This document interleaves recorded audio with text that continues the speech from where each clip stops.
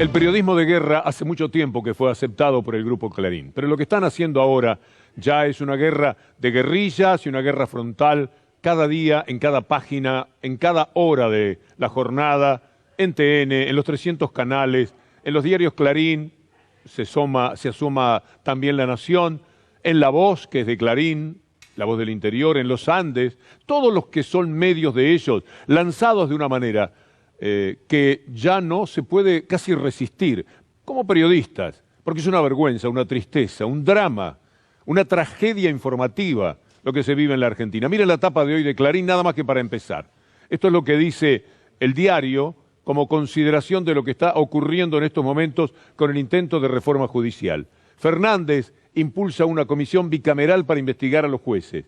A los gritos, un juez ultra K pidió que se vaya el presidente del tribunal, que es Hornos, ni siquiera se animan a poner el nombre. Un mensaje para Cristina: Florencia no tiene fueros, dice el hijo del condenado Lázaro. Si este hablara, Lázaro, la vice y su familia podrían estar en problemas. Y lo de los mercados también. Es decir, en todos los sentidos, atacaron permanentemente, en una sola página. Todo está destinado a ver si pueden destruir un gobierno que nunca quisieron. Lo de Lázaro, si hablara, fue un intento de Mari Juan, a nombre de esta gente, ofreciéndole a Lázaro Báez que si declaraba, no contra Cristina, si tan solo la mencionaba, si les daba algo para el expediente, Lázaro Báez podía quedarse con todo el dinero que quisiera, que eligiera cuándo, no todo, pero sí lo que necesitara para el resto de su vida, y sus hijos no iban a ser molestados. Esto es lo que marca la guerra mediática de este hombre, de Héctor Manieto. Es la guerra mediática lanzada por él contra el gobierno actual. Después lo ponemos, pero me parece que es el protagonista indudable de todo lo que se pueda hacer cuando hablamos del antiperiodismo en la República Argentina. Miren lo que explica hoy la ministra Lozardo, a propósito de lo que será la actuación de la bicameral del Congreso.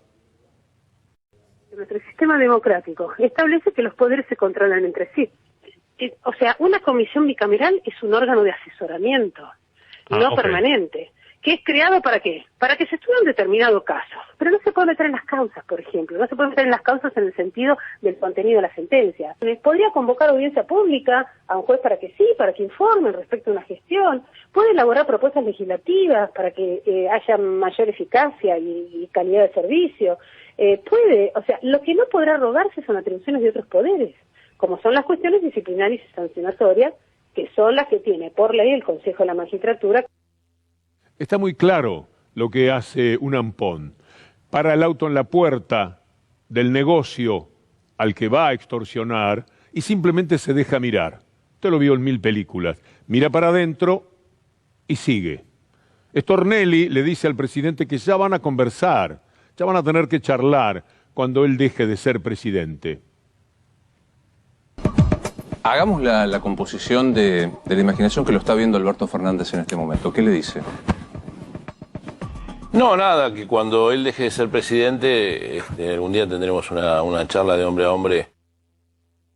Bueno, Stornelli se anima a eso. Bueno, se ha animado a cualquier cosa. Este personaje insólito es el que su esposa le comentaba a Alex que se quedara tranquilo, que no fuera a declarar a Dolores en la causa de Ramos Padilla, porque no iba a haber ningún problema. Macri lo sacaba al juez muy pronto.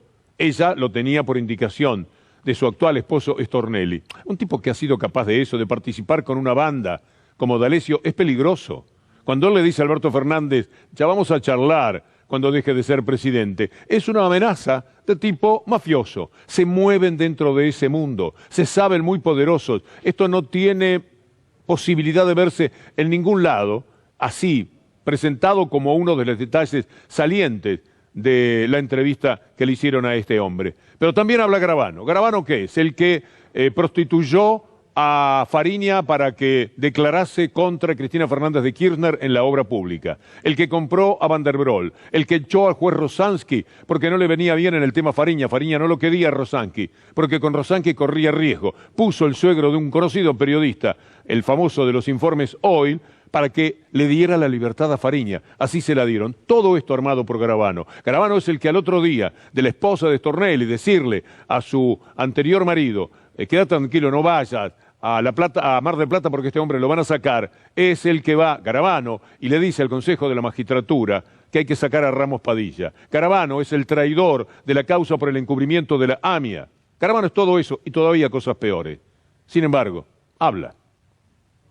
El enfoque claramente del gobierno apunta a los jueces federales, que son los que investigan los casos de corrupción, y sigue la misma tónica desde el comienzo del gobierno, que ha tenido que ver con cómo, en definitiva, presionar a la justicia para que casos de corrupción queden impunes. Esto parece, de nuevo, otra forma de generar presión o de vigilar, digamos, a los jueces para que no hagan nada que ellos consideren que esté mal. Cuando llegue el momento, van a tener que dar algunas explicaciones.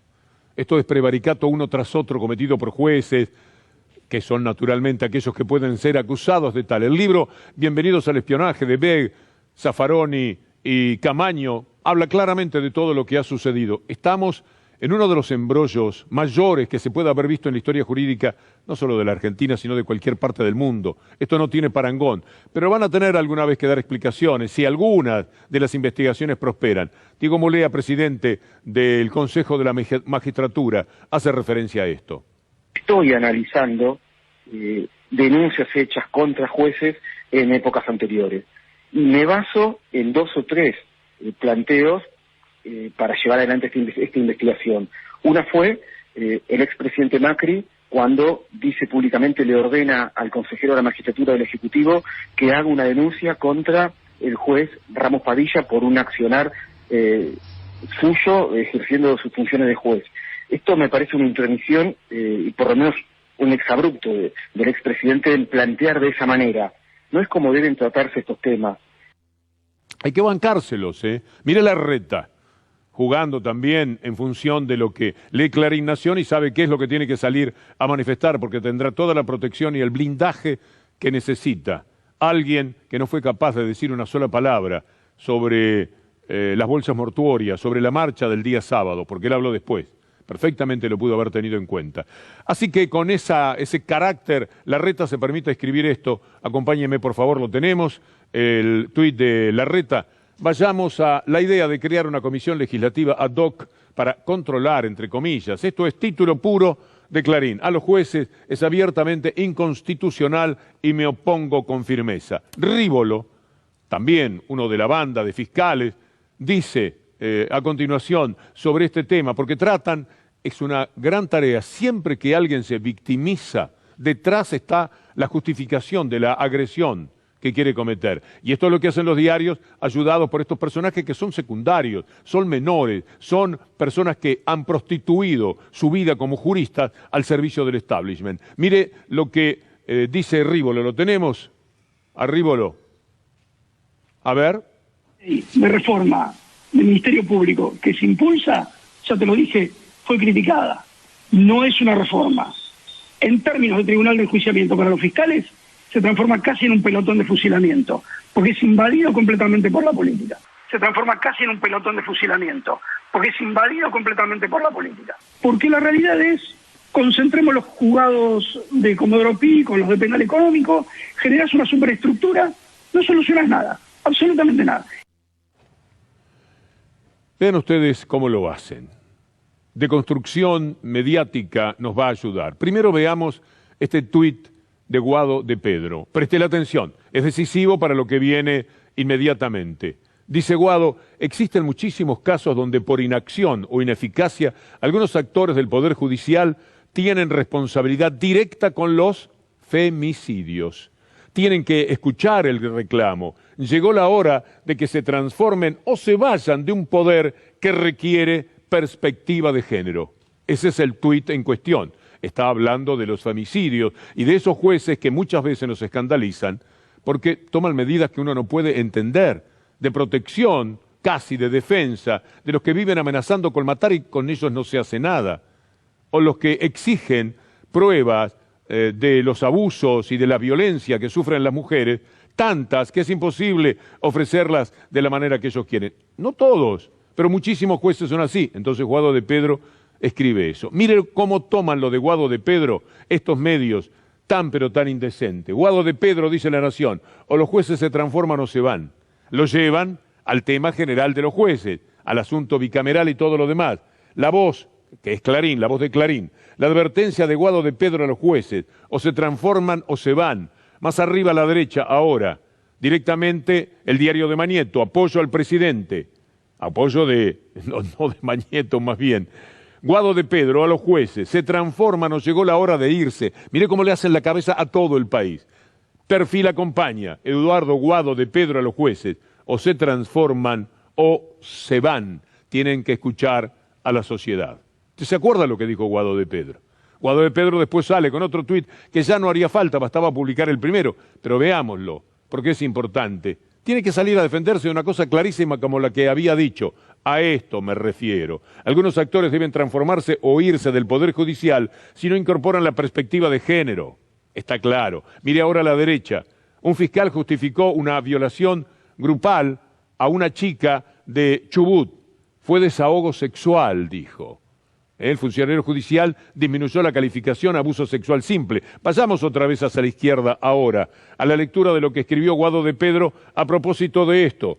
Algunos actores deben transformarse o irse del Poder Judicial si no incorporan la perspectiva de género. Podemos pedir, le pregunto a Federico Ferro, a nuestro director también, lo que hicieron con esto que dijo Guado de Pedro y que es una cosa que está muy clara para que usted vea lo mafiosos que son, para que se dé cuenta cómo juegan, de qué manera mancomunan esfuerzos para hacerle mucho daño a cualquier cosa que se quiera hacer desde el gobierno. A ver si se puede otra vez. Ayer, esta es la carta del padre de Micaela, a propósito de lo que dijo Guado de Pedro y que lo entendió muy bien. Acompáñenme. Ayer el ministro del Interior de la Nación, Guado de Pedro, expresó: el Poder Judicial tiene que escuchar, o se transforman o se van de un poder que busca igualdad y justicia. El padre de Micaela, cuestión de género. ¿Se puede ver otra vez la mafiosidad cometida con los diarios? Bueno, acá sigo leyendo al padre de Micaela. Algunos medios que hoy aparecen como detractores y se ensañan contra las personas que señalan a la justicia su incapacidad para resolver las necesidades de la sociedad, son los mismos que cuando nuestras hijas han sido asesinadas, indagan sobre sus vidas, moralidades e intimidades, sin escrúpulos ni tapujos. Lo dice Yuyo García, el padre de Micaela. ¿Usted entiende? Bueno, ahora mire de nuevo, porque vale la pena detenerse en esto. ¿Cómo lo hacen? Trasladan una situación muy clara y muy evidente, le sacan todo lo que no les sirve y ponen Guado de Pedro o los jueces se transforman o se van. La Nación, La Voz, Clarín, a muerte con esa mentira, porque esto es una mentira. Y esto es lo que hacen todos los días a toda hora. Esta es la guerra de este hombre, pongámoslo en cámara, porque es su guerra personal contra este gobierno, llevada a cabo con todo tipo de acólitos, de todo tipo de voces que le prestan a él esa manera sesgada y maliciosa de descontextualizar, de hacerlo con todos sus diarios en la República Argentina. Este es el enemigo de la verdad, este es el enemigo del pueblo, en la medida en que vive mintiendo como lo hace. Este se llama Héctor Mañeto, el dueño de toda esta parafernalia de mentiras con las que vamos a seguir por otra parte, para que quede muy claro de qué se trata. Hablemos de Hornos, siempre protegido, en la tapa de la mafia, hoy lo estaban defendiendo. Pero veamos lo que sucede contado por ámbito. Reclaman la renuncia de Hornos tras el escándalo por sus visitas a Macri. Bueno, viene toda la investigación sobre el tema de Hornos, algo a lo que hoy Alejandro Banoli, que presidía el Banco Central en los tiempos del dólar futuro, decía por la participación que Hornos también había tenido en eso. En una de las reuniones que tuvo el juez Hornos con el expresidente Macri fue 3 días después de que la Cámara rechazó los recursos de dólar futuro que habíamos interpuesto Cristina Fernández de Kirchner, Axel Kicillof, yo y otros directores. O sea, también ahí quedó demostrado cómo había frecuentes visitas al expresidente de la Nación donde se decidían cuestiones judiciales y una de estas cuestiones fue esta causa absurda. ¿Usted? Este es el comienzo de un pequeño tramo en el que nos vamos a dedicar al juicio por el dólar futuro, que transcurre mañana. Por ese juicio hay 2 jueces que no se animan a mirar a la cara a Cristina Fernández de Kirchner. La hacen hablar por Zoom, de esas maneras que impiden que ella esté cara a cara. No la pueden ver, no la pueden mirar. ¿Y saben por qué? Por lo que dijo uno de los jueces del Tribunal Oral que vendrá a continuación.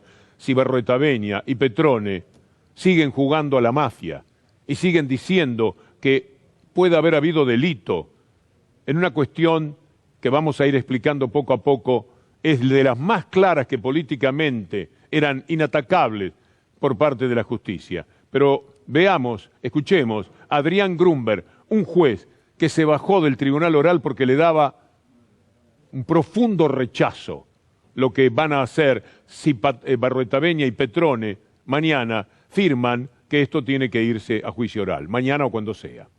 No se cometió delito por parte del Banco Central en el año 2015 con los contratos a futuro, por lo que entendí que debía sobreseerse a todos los imputados en la causa. Ese peritaje daba cuenta de que no había existido perjuicio para las arcas del Estado y que el Banco Central actuó conforme a los lineamientos de su carta orgánica. Consideré que no existió la administración fraudulenta que se imputó. Ante la contundencia del peritaje antes señalado, es evidente que ya no cuento con la debida imparcialidad. No podría ir a juicio con la mente en blanco, si ya tengo en claro y con plena certeza que no existió delito alguno. Por eso mis colegas aceptaron mi excusación y por sorteo la Cámara de Casación designó ya a otra magistrada para que me reemplace. Y los otros jueces del Tribunal Oral quieren seguir con el tema, como Berruetaveña y Petrone. En principio, vamos a ver si se animan. Pero qué vergüenza como hombres, como personas de la justicia, que no se animen a tenerla a Cristina Fernández adelante. Ella quería hablarles a ellos. No soportan la mirada de cualquier verdad que se le digan. Estos mentirosos de la justicia, partícipes necesarios del lawfare. Todo lo que pueden hacer es como el libro del doctor Zaffaroni, bienvenidos al lawfare. Esto le podrían decir a Cristina mañana y no se animan. Bienvenida, señora, al lawfare. Aquí le vamos a dar una prueba concluyente de cómo hacemos justicia. Volvamos al juicio por el dólar futuro. De eso hablaba también hoy Alejandro Banoli. Schwarzenegger se asustó después de la devaluación y se asustó porque quienes habían comprado dólar futuro y nunca se investigó fueron miembros ligados a Cambiemos que devaluaron. Quienes habían comprado dólar futuro y nunca se investigó fueron miembros ligados a Cambiemos que devaluaron y en lugar de haber vendido antes sus contratos, embolsaron una ganancia y devaluaron porque quisieron en contra del pueblo argentino, porque era absolutamente evitable. Y la historia demostró cómo la política de Cambiemos llevó al país al desastre, fuera de los negociados. Mañana usted va a tener algún tramo por televisión de lo que esté diciendo Cristina Fernández de Kirchner, pero es imposible que la televisión pueda acompañar todo el discurso. Por ahí nos perdemos algunos momentos decisivos, los vamos a tener a la noche. Espero que podamos contar con ese material que será precioso, importantísimo, para confrontar con toda esta guerra que se realiza contra ella, pero también contra el gobierno. Y usted que votó el gobierno finalmente tiene que saber que es contra el pueblo que lo hacen.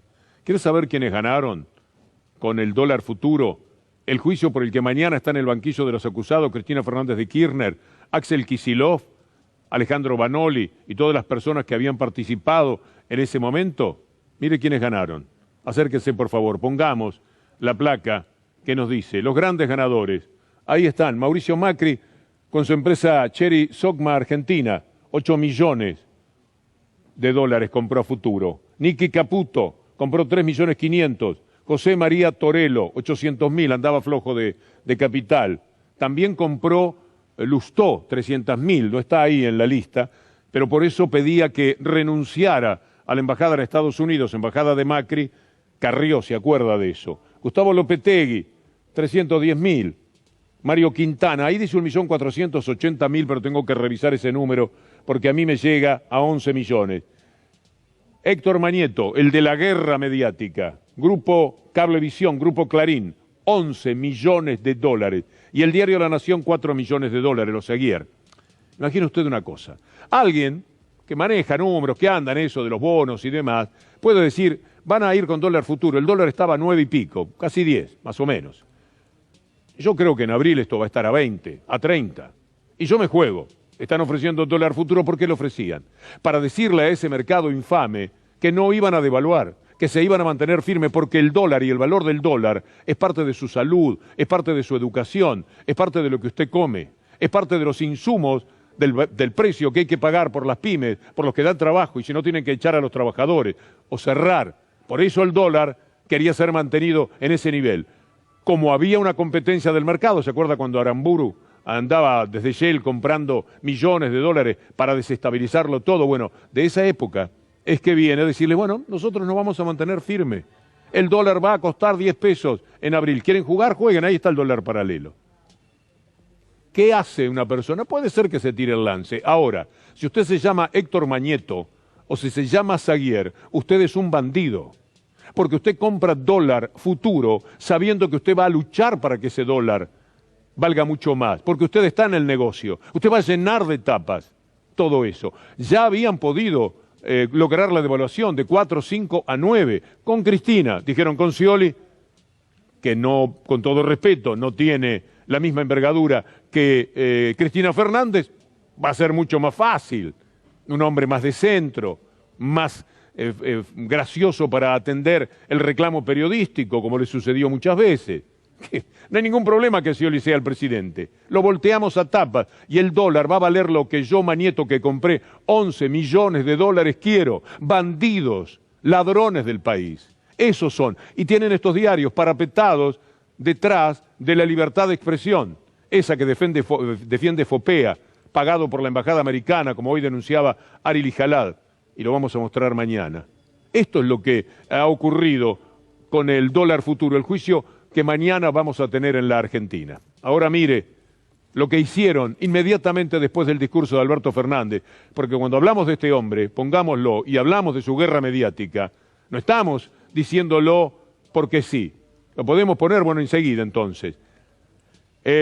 Mire esto, el auto que llevó a Alberto Fernández al Congreso debe más de 600.000 pesos en multas. El vehículo de la flota presidencial tiene 67 actas impagas en la ciudad de Buenos Aires. Pero qué cosa, el presidente de la República no sabe que el auto presidencial que utiliza debe este fangote, se pregunta este enemigo, no del gobierno, sino del pueblo. En su guerra privada, en su guerra mediática, la guerra privada del monopolio, ponga al Mañeto, no ponga al monopolio. Pongan la guerra privada de Mañeto, como les pedí. Porque este hombre es el gran farsante nacional, el que provoca todo el daño todos los días. Aunque no se animen a decirlo, muchísimas personas que tendrían que decirlo. Mire lo que hicieron cuando termina el discurso de Alberto Fernández. Esto lo pusieron en TN, lo pasaban por televisión, Alberto Fernández se bajaba del auto, una y otra vez. Alberto Fernández bajaba del auto y ahí, ¿lo podemos ver? Bajaba del auto y le ponían, en la guerra privada de Mañeto, le ponían, a ver qué era lo que decían. ¿Todo bien? Bueno, vos tenés información para aportar, claro, una curiosidad en torno a todo esto. Sí, una curiosidad sobre el auto que llevó al presidente desde Casa Rosada al Congreso. Es un auto de la flota presidencial. Tiene 67 actas impagas por infracciones en la ciudad de Buenos Aires y debe más de 600.000 pesos en multas. Entendemos que si es de la flota presidencial tal vez no sea el único, ¿no? Era irrelevante. Así fuera verdad. ¿Qué puede saber Alberto Fernández? ¿Qué responsabilidad puede tener? ¿En qué auto voy? ¿Dónde está el auto? Es aquel, señor, el cuarto de la fila. Y allá va y entra el auto. Pero además son tan bandidos que esto conlleva una visión sesgada, por no decir mentirosa. Mire ahora la información, la placa que tenemos. ¿Desde cuándo se debe ese dinero por parte de ese auto presidencial? A ver si tenemos la placa. Porque le quiero decir, por si no aparece la placa, a veces estamos en estudio nuevo, estamos acomodándonos a las circunstancias. Ahí está, en TN buscan indignar, dice diario registrado, con la deuda del auto presidencial, pero el que debe es Macri. ¿Usted no puede creer esto? Pero lo que no se dice en el título es que la mayor parte de la deuda la dejó el macrismo, porque las primeras multas son del año 2017, 17, 18, 19. Y después de la pandemia en el 20, ¿cuánto habrán usado el auto? Es decir, que ya era algo muy enojoso, muy pobre, que terminado el discurso de Alberto Fernández, en vez del análisis, estuvieran mostrando que el auto que lo había llevado debía multas. ¡Qué vergüenza! Yo no sé las multas, bueno, ahora no tengo auto, pero no sé las multas que se pagan. Nunca lo supe. Cuando uno vende el auto, a ver otro destacado, este también. Acá está, pero en otro rubro, más dando la cara a la hija de Mañeto. ¿Cómo se llama? Marcia. Escándalo, la hija de Mañeta se burló de las bolsas mortuorias, dice el Destape.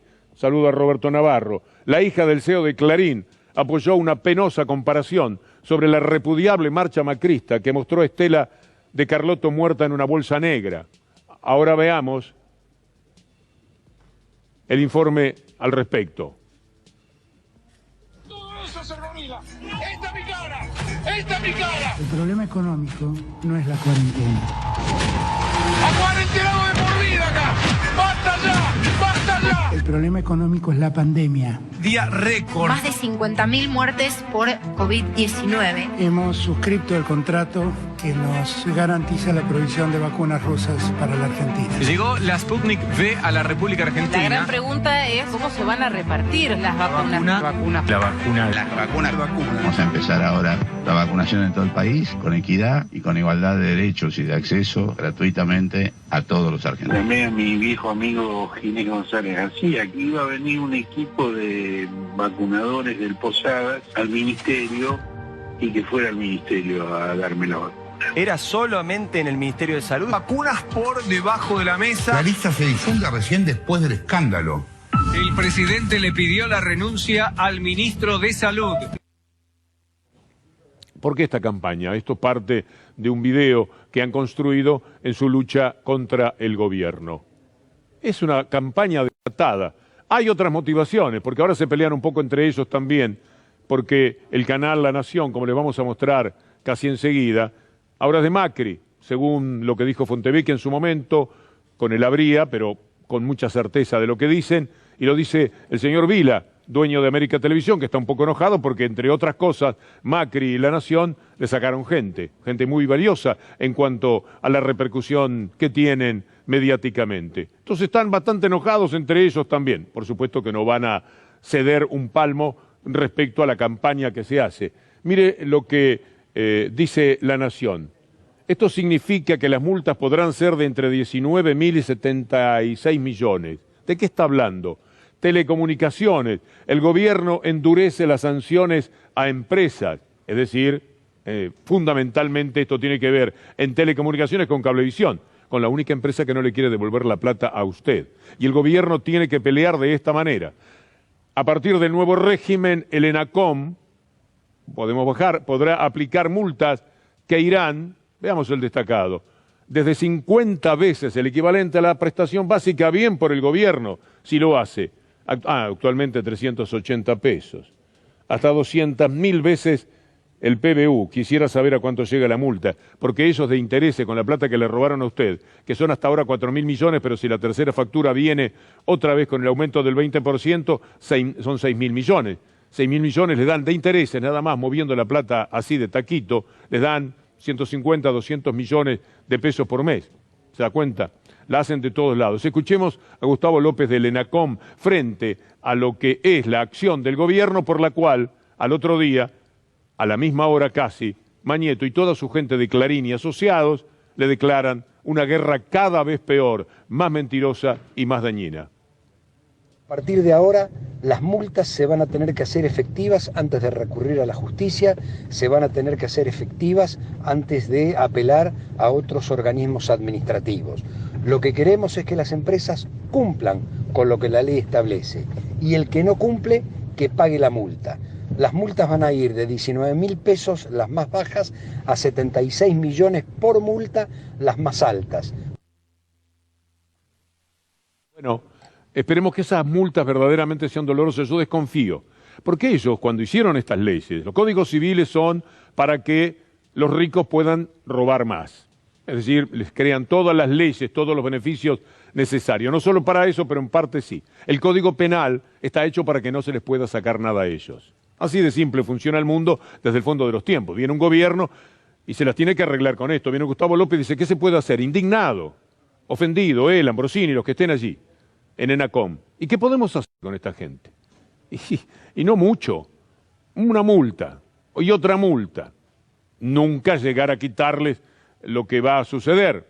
Que no respeten esto, que no devuelvan el dinero y que sigan desafiando al gobierno elegido por el pueblo. Eso es la guerra mediática. ¿Por qué digo que el canal de la Nación es Macri? Bueno, lo dice Fontevecchia, director de un medio de comunicación muy importante. Lo dice ahora el señor Daniel Vila, presidente de América Televisión. Veamos qué es lo que dice. ¿Cuál es tu opinión respecto de los cambios que están sucediendo en La Nación Más? Hay muchos ex América 24.